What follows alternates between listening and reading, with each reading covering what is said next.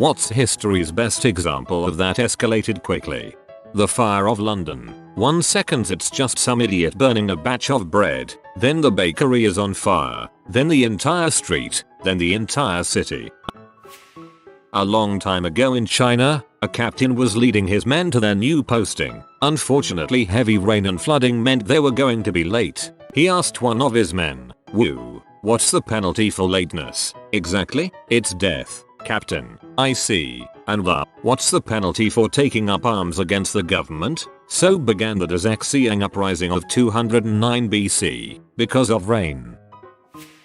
The War of Jenkins' ear. One day a British smuggler gets his ear chopped off by some Spanish patrol. 8 years later he finally brings it back to Britain and shows it to Parliament, and then all of a sudden war with Spain. Over 25,000 casualties, and then merges with the War of Austrian Succession. Not that quickly, but still interesting. Taiping Rebellion. Some dude fails several times the examinations to get a job as a civil servant in 1837. Feels sick for a few days, then says he's had a vision and he's Jesus' brother, with a duty to overthrow the Qing dynasty. In 1843, he founds his sect. In 1851, 10,000 of his followers defeat the government soldiers. This eventually leads to a 14-year-long war, and 20-30 million casualties. History major. I just wanted to point out that a huge following of his movement was land reform. Most of the peasants didn't give a flying frick if he was Jesus' little bro or not. He had an amazing land reform system that, if I recall correctly, was adopted too late by the Qing, which is how he drew most of the base of his power. The Rwandan genocide. 1 million people killed in around 100 days. The Arab Spring. Man in Tunisia lights himself on fire to protest the government. 5 years later and we have seen 5 civil wars, 3 revolutions, hundreds of thousands if not millions dead, nearly 20 million refugees, and the largest wave of global terrorism in modern history. Also, you didn't even mention the craziest part. It started when some guy's unlicensed fruit stand was shut down.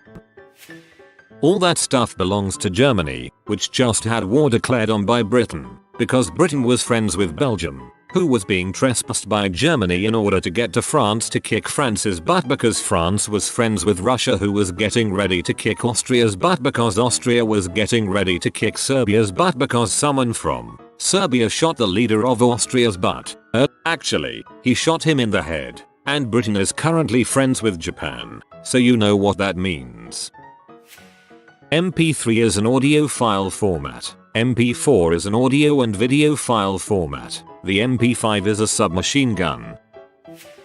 1515. Martin Luther teaches a class on the Epistle to the Romans. 1524. German Peasants' War, aka the largest popular uprising in European history to that date.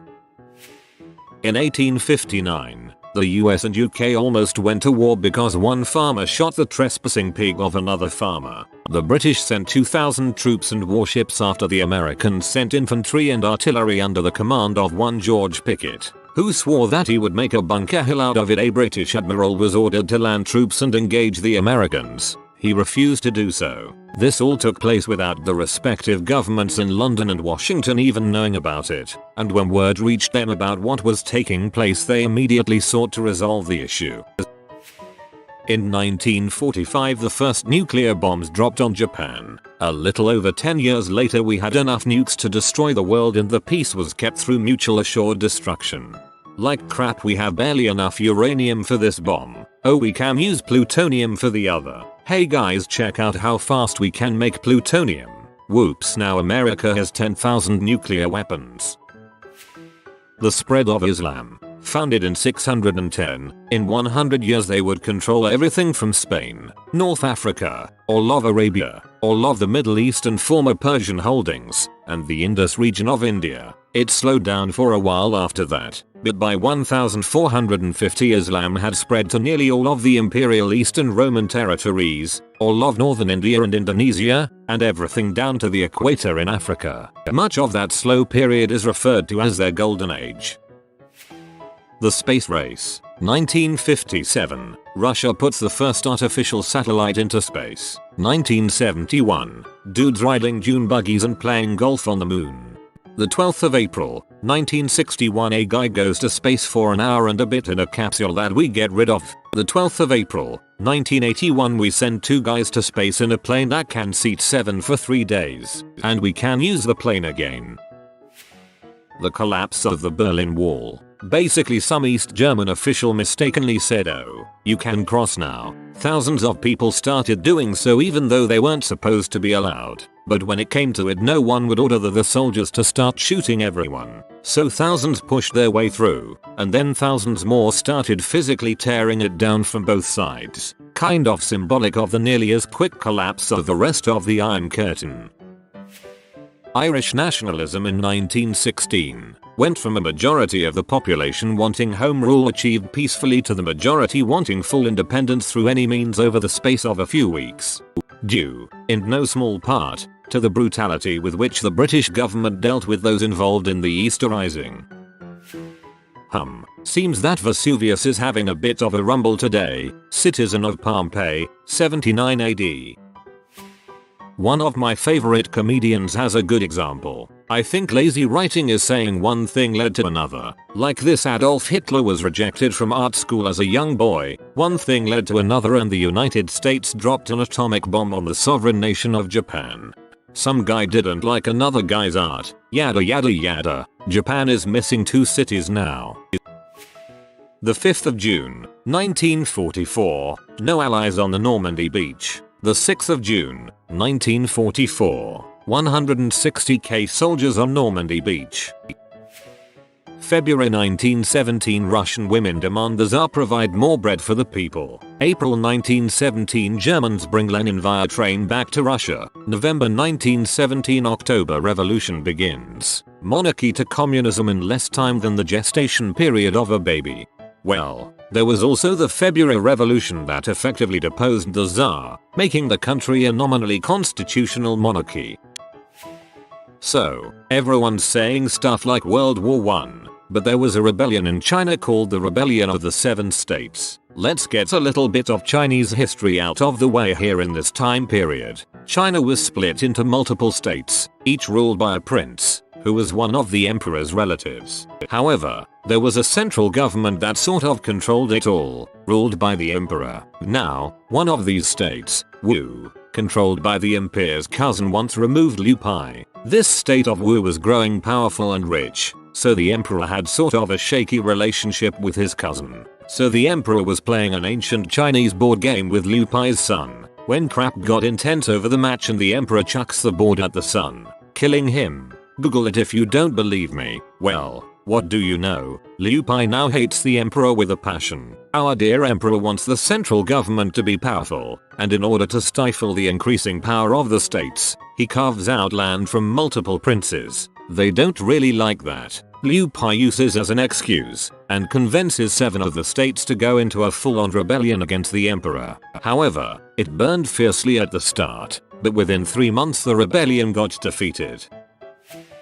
February Revolution. The 8th of March. Our calendar. International Women's Day march turns into a huge anti-monarchy protest. The 12th of March. Most of the army crosses sides. The 15th of March. Tsar quits his job. 1-0 to the revolutionaries. The Honeybee War. There is a border dispute between Iowa and Missouri where both states claim a 2-mile area near the border. One day Missouri sends a tax collector to a town in this area and he is chased off by a mob. Before leaving though, he steals a few beehives. A bunch of Iowans then invade Missouri and kidnap a sheriff, and soon both states' militias are called in and spend the next few months sitting on the border waiting for the other side to do something. What makes it even better is the militias didn't even have real weapons, just what they brought from home. In the ranks were to be found men armed with blunderbusses, flintlocks, and quaint old ancestral swords that had probably adorned the walls for many generations. One private carried a plow halter over his shoulder by means of a log chain. Another had an old-fashioned sausage stuffer for a weapon, while a third shouldered a sheet iron sword about 6 feet long. Mongolian Empire. First some dude called Genghis Khan shows up and next thing you know a huge chunk of Asia is kissing his boot. Not only that, Genghis Khan was supposed to be killed as a child. After the death of his father, some of his enemies wanted him dead, but because he was a child, He was spared his life and he went on to conquer all of Asia. The Blitz on London. A German bomber got lost and bombed central London. The RAF sent several bombers to hit German cities. Germany sent back twice as many. Britain did the same, and it all went downhill.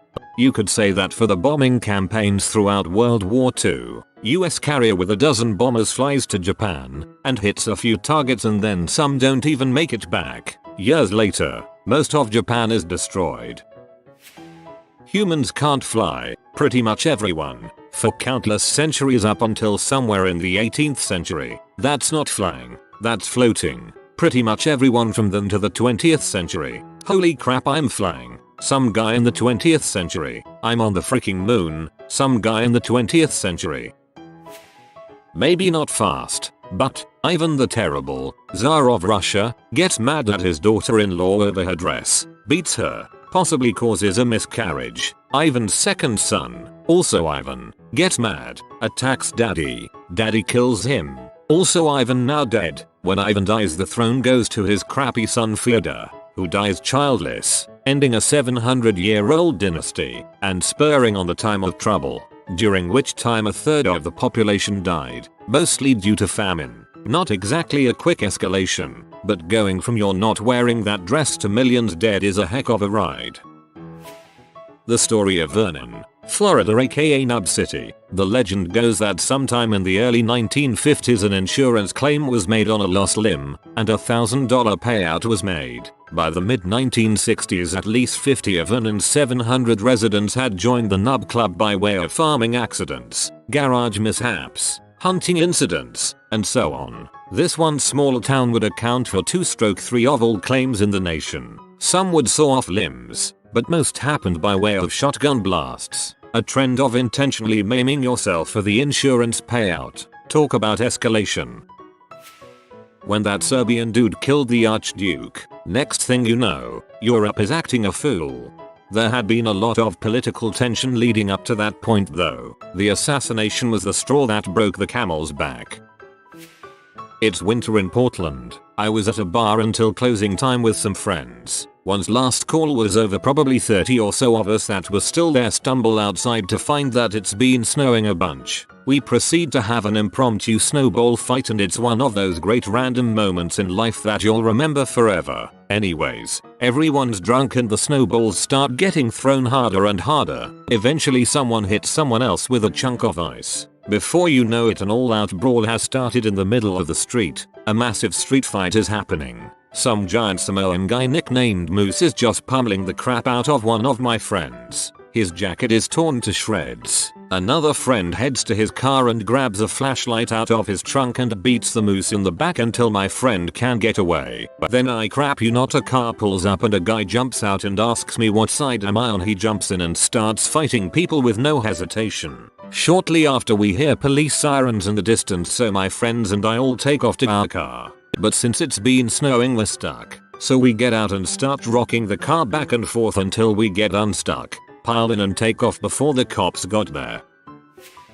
A group of buttholes hijacked some planes and crashed them. Super tragic stuff. Almost overnight. Well, by the time aircraft were allowed to fly again, everything associated with air travel was turned upside down. No more walking your loved ones to their gate, waiting and watching planes land trying to guess which one was carrying the person you were picking up. Understanding that full body groping and a lack of liquid more than 2 ounces was necessary for everyone's survival. Oh yeah, and for those who weren't around didn't fly, the fact that it became normal to see the National Guard standing around with M16s in airports kinda sucked. We, the non-super rich, will never have a truly pleasant flying experience again.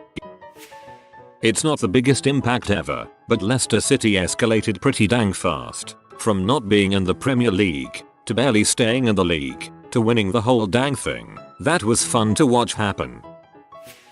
The US nuked a country once. Next thing we know, they become known for technology and pee. If you are new to the channel, you can subscribe. I publish new videos every day. Until then, check another video.